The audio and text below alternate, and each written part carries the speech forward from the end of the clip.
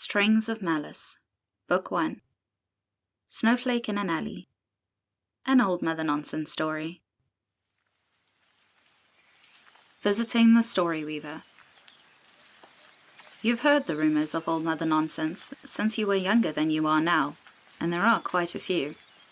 They range from her being a true story weaver, having found the magic to change someone's fate simply by imagining it.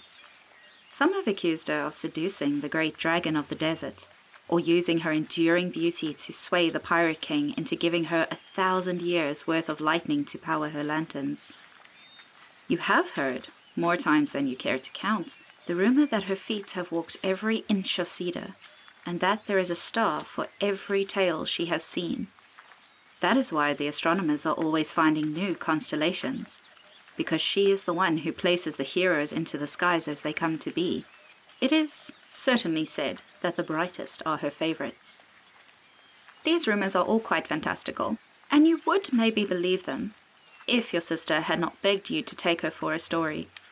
She is not quite so young as the first time you went. She has not yet learned the dangers of a rumour, that being that it very well may be true. But she has been spellbound, and being the brave older sibling you are, you would deny her nothing, especially not now. Not since her best friend in the world, a feisty ginger kitten by the name of Mixton, had met an untimely demise by the jaws of a mutt, who got into your garden after the gate was quite accidentally left unlatched. So you take her yet again, from your home in Dewhurst and into the Graykin Forest, in search of the maybe story weaver, to perhaps distract her from her sorrows for an hour or two. A familiar sense of direction that you can't explain leads you off the path into the Tree of Tales. It is a grand thing, of undeterminable origin, though its branches are covered and coloured in ever-glowing lanterns.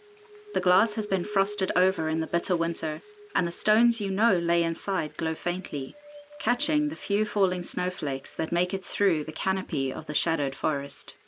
They barely illuminate the bulking tree, much larger than any of the others here, with twisting branches devoid of flowers, but the leaves have turned translucent instead of falling like all the others. Your sister runs ahead of you and grasps the brass handle of the door. She pulls it, though it does not open. You shake your head at her. Of course it wouldn't. You step up beside her, and your breath mists before you as you knock. It is only polite to knock. You have not thought too long on this, certainly not as long as you should have. The story weaver did not eat you last time, but your sister is the ripe age of 12, plump and full of life. Annoying, really. You will not admit aloud that you might not stop her if Old Mother Nonsense did decide to eat her. The smile directed at you as the door opens under your sister's touch tells you the woman beyond at least suspects your musings, though there are no rumours suspecting how she could. Good evening, darlings, Old Mother Nonsense says, and you can remember her to be the story weaver everyone says she is. Her voice is soft but warm, the way you've heard the enchanters back in Dewhurst speak of old magic. They don't make it sound nearly as lovely as it does, coming from the woman before you. Have you come for another story? The forest can make time move a little differently. Your sister grins devilishly, glancing into the warm interior, where hot chocolate sits for 3. My stomach is telling me it's dinner time. She thinks she's being smart. You think she's being rude. Old Mother Nonsense laughs. Well then, surely it must be, the woman answers sweetly. A cold breeze nudges you the rest of the way inside, and the door closes behind you. Take off your shoes, she instructs you, and gestures to the branches growing inside, beside the only exit. You hang up your boots by the laces, and take up a spot next to the fire. Your sister joins you, both avoiding the old armchair in the room. Something in your gut tells you that it is not a space for you. Confirmed when not even the story weaver sits in it. Your sister pours herself hot chocolate, and you offer to pour for Old Mother Nonsense. She smiles and shakes her head. As she takes up the pot and pours out 2 cups for you and herself, you silently wish your sister's will not taste quite as good, for her brazen rudeness. The story weaver smirks at you as she hands you the cup. Yes, she hums, maybe answering your unspoken wish. I think you might like to hear about the Reed siblings.